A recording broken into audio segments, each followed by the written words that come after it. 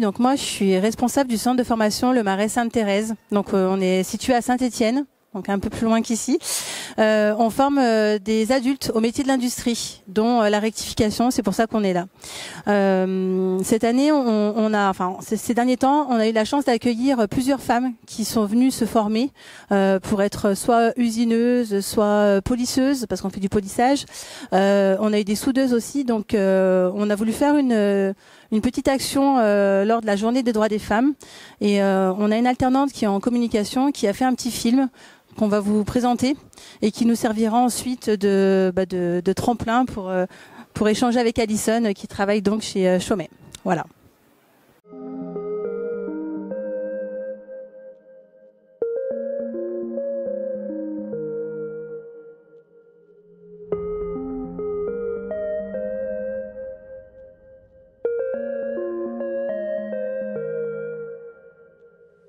La productivité en fait, donc la vitesse de production. Quand on arrive effectivement, il faut un certain rendement. Et le souci, c'est qu'on n'a pas le même rendement que les personnes qui sont depuis des années en fait dans cette industrie. Alors au début, c'était un petit peu macho, on va dire, penser beaucoup d'hommes. Mais au fil du temps, je trouve que ça a évolué parce que il y a eu, grâce à la mixité en fait, du coup, ils se sont aperçus qu'il y avait une meilleure ambiance, une meilleure entente. Le secteur industriel, pas beaucoup de femmes qui ont obtenu ce métier parce que ce métier est trop difficile physiquement. Et tu travailles dur. C'est de pas baisser les bras, voilà, de pas perdre confiance en soi et que on évolue au fil du temps. C'est plus positif dans le milieu industriel, voilà. Pour réussir dans la matière, le meilleur pour moi c'est la confiance. De penser en toi, de que tu le peux faire sans le peur. S'il y a de confiance en toi-même, tu peux réussir.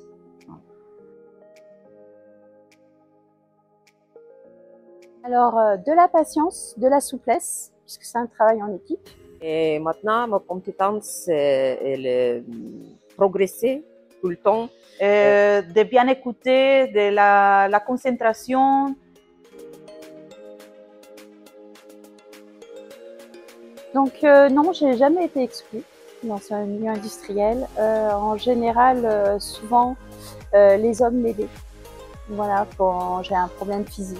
Manque des forces, ils ont toujours été là. Dans le milieu industriel, un exemple, donc du coup le gros exemple, c'est qu'avant j'étais aide-soignante, donc rien à voir avec la mécanique. Les grosses machines, les calculs, pas du tout. J'étais plus dans l'empathie, dans le milieu relationnel. Là, c'est beaucoup de concentration. Le défi, c'est la compréhension. Beaucoup de nombres, de chiffres, de calculs à faire, donc une gymnastique de l'esprit à faire. Avant, je travaillais comme ingénieur civil et maintenant je travaille dans le secteur industriel.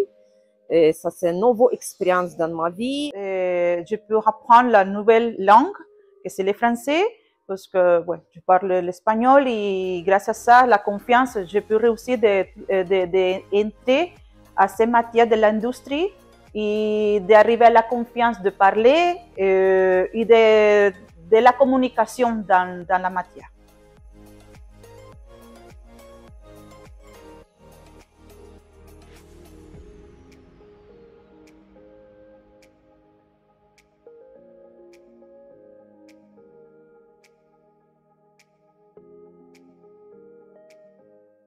C'est content.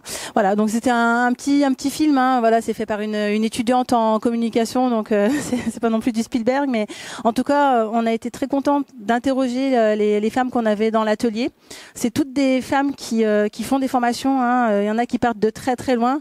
Vous avez pu remarquer qu'il y avait notamment 2 d'entre elles qui parlaient français moyennement, donc elles ont un parcours qui est assez exemplaire. Et là, on les entend parler. Et je vous assure qu'au début de la formation, c'était pas aussi fluide que ça, et elles n'étaient pas autant en confiance qu'elles le sont maintenant. Voilà. On va laisser Alison se présenter pour qu'elle vous explique un petit peu son parcours, et à partir de là, on pourra échanger avec elle sur comment elle voit les choses à travers les différentes questions qu'on a pu observer dans la vidéo. Merci. Bonjour, donc je m'appelle Alison, j'ai 35 ans, j'habite en Saône-et-Loire, près de Chalon-sur-Saône. Dans mon parcours scolaire, j'ai fait un BEP et un bac pro en carrosserie automobile. Et par la suite, j'ai eu différentes expériences professionnelles dans plusieurs domaines avant d'intégrer l'entreprise de Monsieur Chaumet il y a 1 an et demi. D'accord. Alors, on va reprendre de toute façon son parcours, donc vous allez pouvoir en savoir un petit peu plus. Alors, par rapport à ce qu'on a pu voir dans la vidéo, les femmes qu'on a pu interroger ont expliqué qu'elles avaient rencontré des difficultés dans leur expérience en tant que femmes dans l'industrie, notamment par rapport aux soucis de productivité, aux soucis de vitesse de prod, où voilà, elles mettaient peut-être un peu plus longtemps que les hommes avec qui elles travaillaient. En discutant avec Alison, elle m'a donné un tout autre aspect de ce qu'elle a pu rencontrer. Est-ce que tu veux nous en dire 2 petits mots? Alors moi, dans les difficultés que j'ai pu rencontrer, ça a été le regard des gens et leur avis sur ma place de femme, en fait, dans les métiers qui sont dits un peu d'hommes. On m'a souvent entre guillemets, essayer de me dissuader d'intégrer les entreprises pour lesquelles il y avait des postes libres, en disant des choses comme que c'était des métiers sales, des métiers qui étaient durs physiquement parlant, alors que en réalité les postes étaient aménagés avec des ponts roulants, des choses pour pouvoir manipuler les pièces. Et du coup, il a fallu quand même un petit peu prouver que j'étais capable de faire les choses malgré les doutes qu'on pouvait émettre à ce sujet. Et après, une des difficultés qui m'avait marqué dans mon expérience en carrosserie automobile, ça a été une fois où j'avais reçu un client qui refusait que je m'occupe de son véhicule parce que j'étais une fille. Voilà. Donc ça m'a un peu marqué, surtout qu'à l'époque j'étais adolescente et j'avais pas le recul comme là aujourd'hui sur qu'il y avait des problèmes en fait dans l'intégration des femmes dans les métiers comme ça, quoi. Donc c'est quelque chose qui m'avait un petit peu marqué l'esprit, ouais. Merci. Donc on peut voir à travers son témoignage qu'il y a certaines entreprises qui sont encore à... Nous, on essaie de casser les idées reçues sur quoi le monde de l'industrie, c'est sale, c'est difficile, c'est pas fait pour les femmes, les horaires sont pas adaptés, etc. Il y a plein d'entreprises qui essayent de casser ça en disant bah non, venez, enfin, on va vous montrer que c'est possible. Et voilà, donc le combat est toujours est toujours d'actualité et Alison en témoigne parfaitement. On a pu aussi voir dans la vidéo le témoignage d'une personne qui disait que travailler avec des hommes, bah voilà, elle, ce qu'elle avait constaté, c'était que c'était un milieu vachement macho, mais que finalement, le fait d'avoir des femmes dans l'entreprise, ça avait créé une meilleure ambiance. Que même si c'était difficile physiquement, bah, le fait de travailler ensemble, bah, ils s'adaptaient et ça a créé une cohésion. Voilà.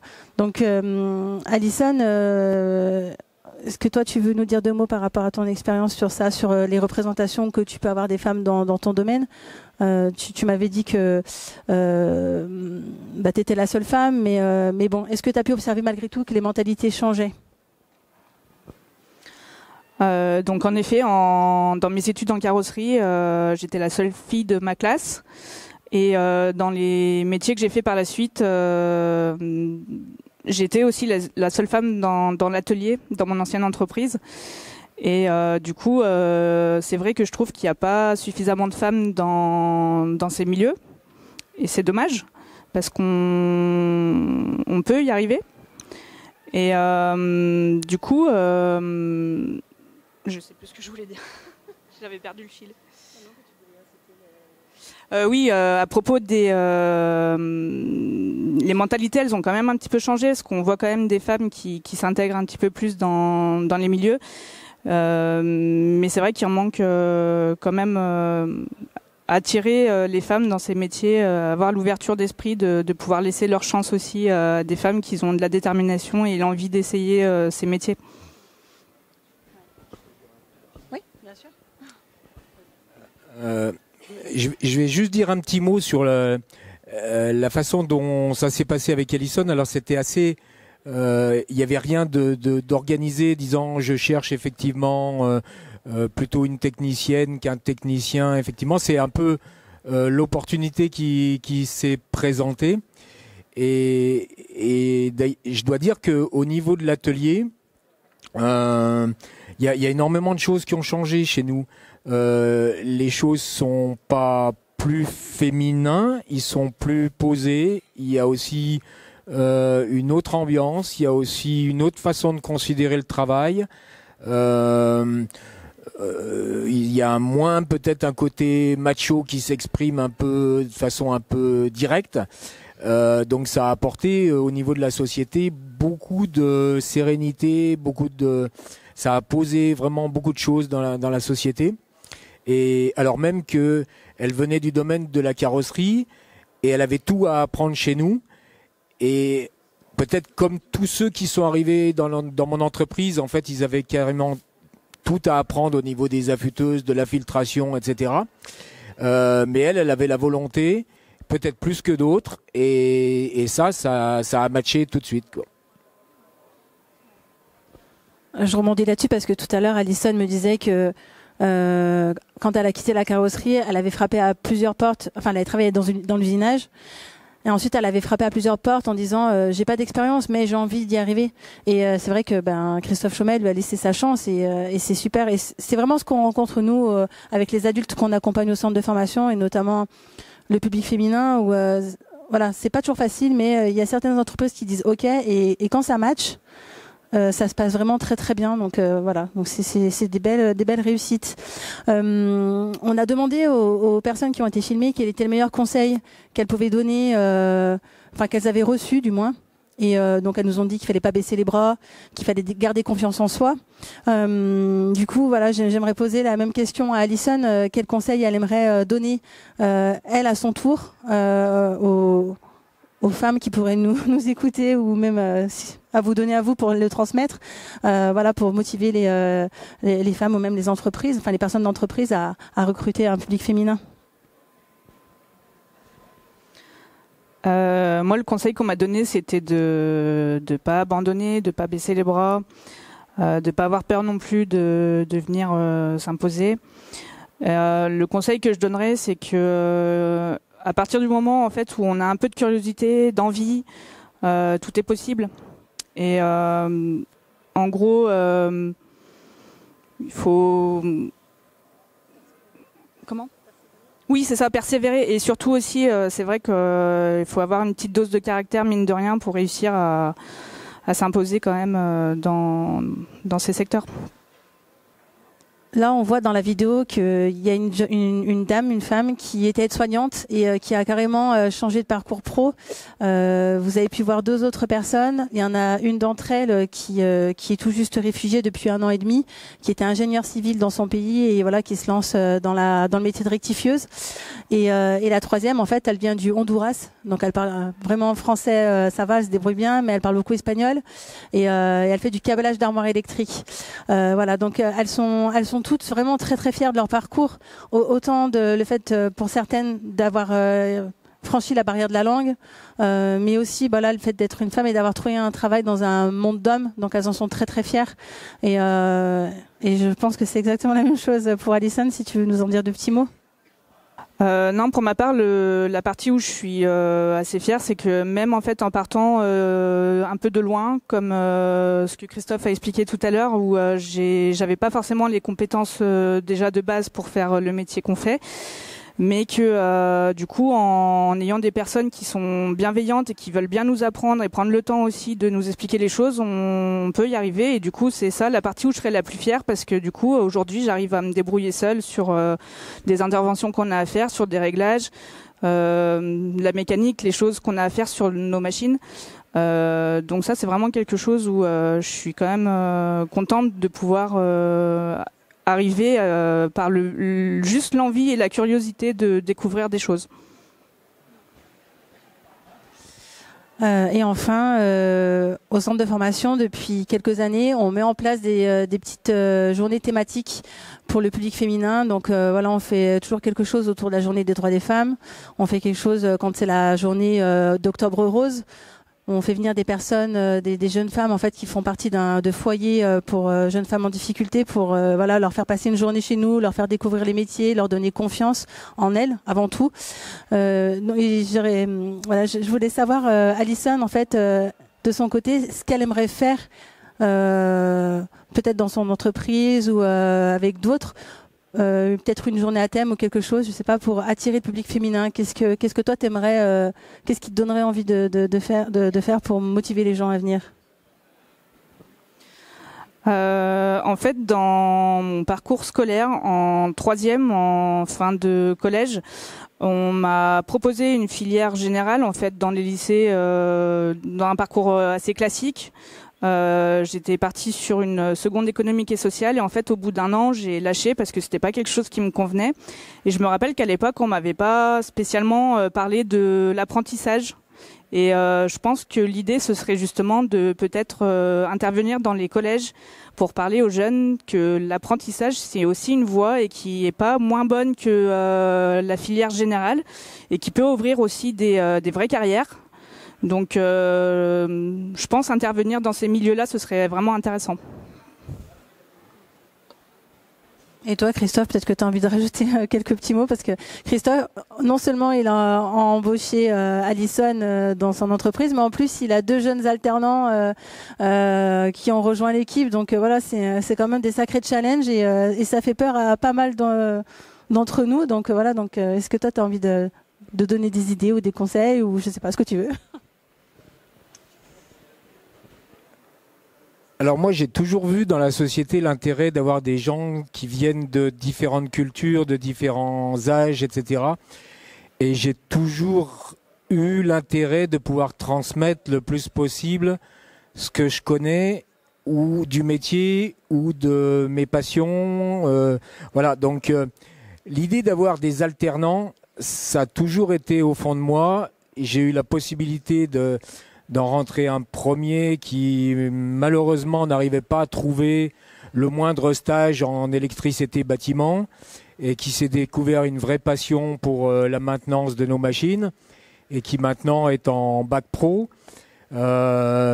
J'ai aussi un alternant en communication qui fait des étincelles sur les réseaux et soit par notre communication, soit par le relayage de communication des autres, mais où on tente de faire avancer le métier auprès des utilisateurs, des affûteurs, tous les acteurs effectivement de la profession.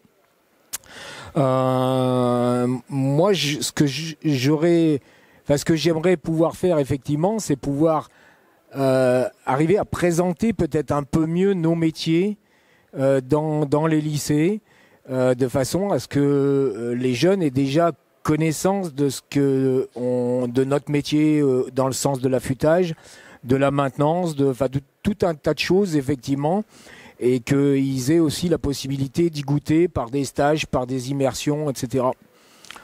Donc ça, voilà, je ne sais pas si c'est des choses qui sont possibles facilement. En tout cas, moi, j'essaye le plus possible d'intégrer des jeunes en stage, en 4e, en 3e, etc., pour qu'ils découvrent nos métiers.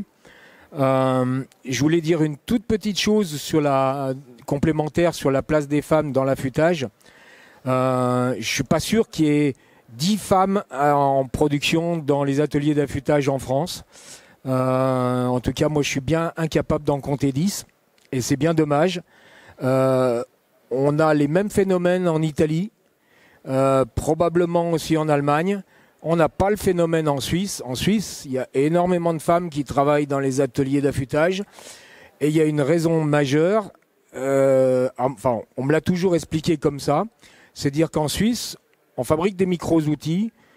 Les micros-outils, ils ont besoin d'une qualité sans concession. et que malheureusement, nous les hommes, on n'est pas capable d'avoir ce tranchant sur la décision de la qualité d'un outil ou non. Nous, on va toujours dire, ouais, mais d'un point de vue pratique, ça va marcher.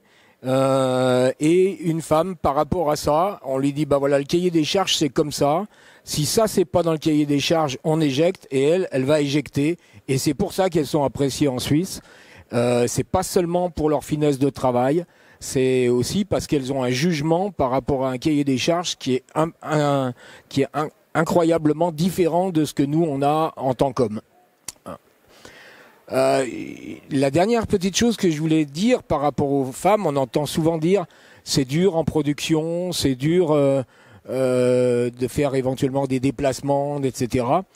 Et moi qui ai passé une grande partie de mon enfance dans une ferme, je voulais dire quand même qu'il y avait, à mon sens, pas forcément de parallèle entre la difficulté d'être agricultrice, et on en voit, et il y a peut-être 50% d'agricultrices par rapport à des agriculteurs.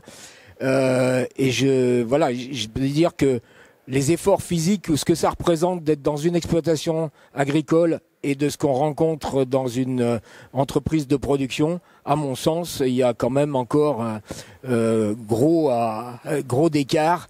Et donc, venez en production parce que voilà, vous y trouverez un milieu qui est peut-être pas forcément très propre, mais celui d'une agricultrice, il l'est pas mieux non plus. Je sais pas si je pense que quelqu'un comme Chloé, elle aimerait bien aussi peut-être donner son point de vue, alors avec une approche qui est différente, mais d'approche de contact client. Moi, j'ai le sentiment que une femme qui a une approche commerciale, elle a forcément une facilité d'entrer dans les entreprises, d'aller ouvrir des portes effectivement dans des ateliers qui sont tenus en grande partie par des hommes.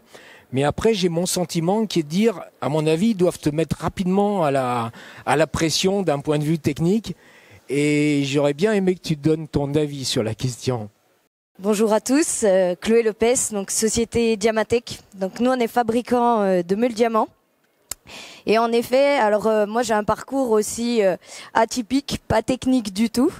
J'ai fait une licence professionnelle en chef de projet marketing et communication. Et j'ai travaillé en premier lieu dans un milieu d'hommes qui était le transport. J'ai livré des colis. Alors ça a été difficile plutôt physiquement. Et après, voilà, je suis rentrée en contact avec l'industrie et moi, j'ai une approche qui est un petit peu différente parce qu'en effet, j'ai pas cette problématique-là sur le côté pénibilité du travail, le fait d'avoir des problématiques au niveau physique, voilà.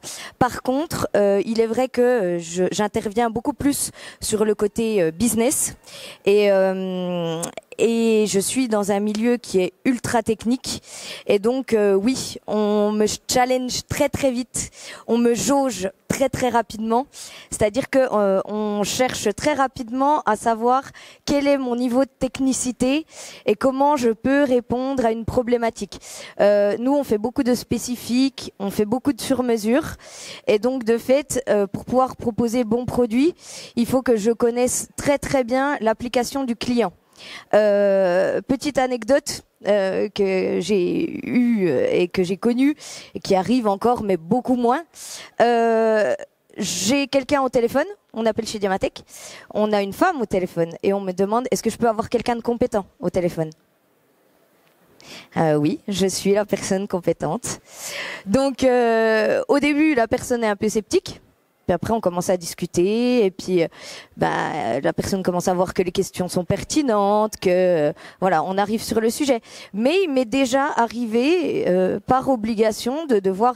Alors, j'ai la chance d'avoir une équipe, voilà, et de commerciaux sur le terrain qui sont vraiment super. Donc c'est à eux que je fais appel quand j'ai des problématiques que moi personnellement j'arrive pas à régler, parce que on va me dire non mais vous comprenez pas ce que je veux vous dire, alors que je vais renvoyer à un commercial et le commercial va dire exactement la même chose et ça passera très bien. Ça arrive encore, mais c'est très très peu et ça a évolué. Moi, ça fait 9 ans que je suis dans le métier. quand je suis arrivée, bah forcément, hein, je connaissais pas, je ne savais pas. Alors, j'ai jamais dit de bêtises. Hein. Tous ceux qui arrivent dans la société, je leur dis tout le temps, on a des métiers à haute technicité, on peut pas tout savoir, c'est pas grave. Par contre, ben quand on sait pas, on le dit, on pose des questions, on s'intéresse. Je rejoins vraiment Alison quand elle dit que il faut être curieux, il faut être intéressé, il faut être motivé. C'est pas tant une question d'homme ou de femme sur ces sujets-là. C'est juste que je pense qu'en tant que femme, en effet, il faut avoir du caractère, il faut être plus résiliente quelque part, et puis en vouloir peut-être un peu plus parce qu'on est un peu plus challengé. C'est une réalité. Voilà.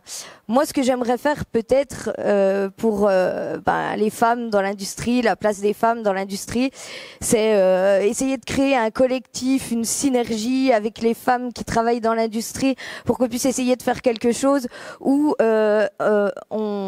on essaie d'accompagner les femmes vers ces métiers-là et qu'elles aient moins peur, qu'elles se sentent moins seules, un peu plus accompagnées dans la bienveillance, voilà. Parce que c'est vrai que c'est difficile, parce qu'il faut avoir un fort caractère, il faut souvent s'imposer.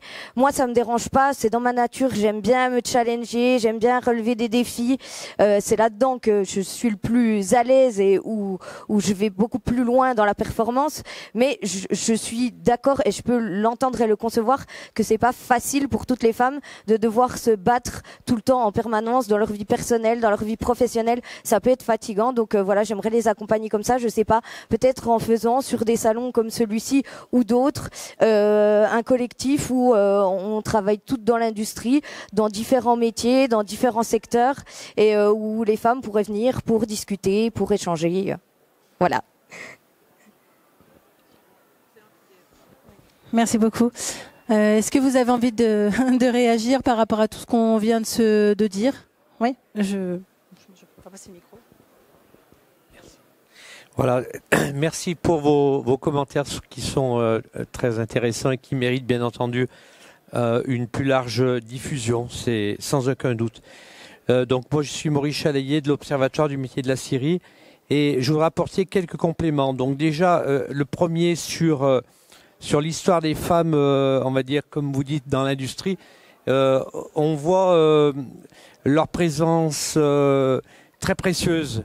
Pendant les guerres, malheureusement, la guerre de 14-18, les hommes sont sur le front et qui prend on a encore plein d'images, hein, des reportages où on les voit dans les usines en train de tourner les obus. Bon, donc là, j'allais dire qu'on se pose pas de questions. Les femmes ont été là, elles ont répondu présent. Et malheureusement, on le sait aussi au niveau de l'histoire. Dès que la paix est revenue, alors on part dans l'industrie, mais on les a trouvés de partout, hein, jusqu'à conduire des trams et compagnie, et dans les scieries et compagnie. Et dès que les hommes sont revenus et que la paix est revenue, on les a renvoyés dans leur foyer en leur disant votre place n'est pas à l'usine. Ça c'est important à savoir en termes d'histoire. Voilà. Je passe sur la Deuxième Guerre mondiale qui a été un petit peu du même tonneau, moins pire peut-être que la première, mais toujours dans cette même idée. Alors c'est sûr que dans le monde agricole, là, on s'est jamais posé la question puisque la femme était intégrée au travail de la ferme. Et c'est clair qu'en termes du travail physique, on s'est jamais posé la question. Les femmes ont été au premier plan et parfois même en faire beaucoup plus que l'homme. Bref, voilà, donc ça c'était un point sur l'histoire et sur les représentations qu'on a en France sur le monde du travail et la représentation des femmes au travail, notamment dans les travaux durs et pénibles. Mais ce que je voulais revenir, moi, c'est plutôt sur la formation, puisque moi j'étais enseignant pendant 38 ans dans un CFA et où j'ai appris donc les métiers de l'affûtage et de la scierie. Et en vous écoutant, je revoyais toutes les filles qui sont passées chez nous, que ce soit en affûtage apprenti ou en formation adulte. Et je peux dire, ça, c'est pas parce que vous êtes là, mais vraiment, c'est chez elles que j'ai rencontré le plus d'attention, le plus de finesse, notamment en affûtage. J'ai toujours été abasourdi par ça. J'ai toujours cité un exemple. Voilà. Et puis en termes de aujourd'hui, concrètement, comment ça se passe dans le monde de l'affûtage? Bon, vous avez pas loin Forésienne MFLS. Il me semble que quand je visite, je vois quand même des femmes travailler. C'est vrai, de plus en plus. Je sais pas ce que ça représente sur les 200 personnes qui travaillent dans cette industrie, mais il y en a quand même un certain nombre. Dans les scieries, par contre, c'est vrai qu'en affûtage, on n'en voit pas beaucoup. Mais par contre, on en voit de plus en plus dans la conduite des machines sans aucun problème.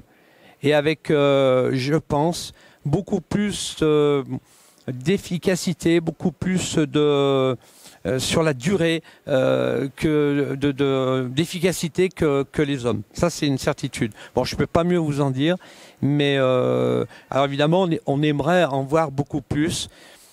Mais après, ça renvoie à toutes les problématiques que vous avez parlé par rapport aux présentations, l'apprentissage. Mais bon, vous avez mis l'accent sur les femmes, mais c'est la problématique de l'apprentissage en règle générale. Ça, c'est pas quelque chose de nouveau, malheureusement. Et vous avez fait la comparaison avec la Suisse. On aurait pu parler aussi de l'Allemagne. Ben oui, mais l'apprentissage dans ces deux pays, c'est la forme numéro 1 pour apprendre. Et c'est les grands PDG, les grands hommes de ces deux pays sont souvent passés par l'apprentissage. Donc nous, on est complètement à l'encontre de l'approche du travail manuel, puisque d'ailleurs, vous l'avez dit à un moment donné, on vous a presque découragé d'aller vers le technique. Combien j'ai vu, moi aussi, de jeunes qui nous ont dit « Ah mais non on voulait pas que je parte du collège. » C'est incroyable, mais c'est comme ça. C'est ce qui se vit sur le terrain au quotidien. Voilà.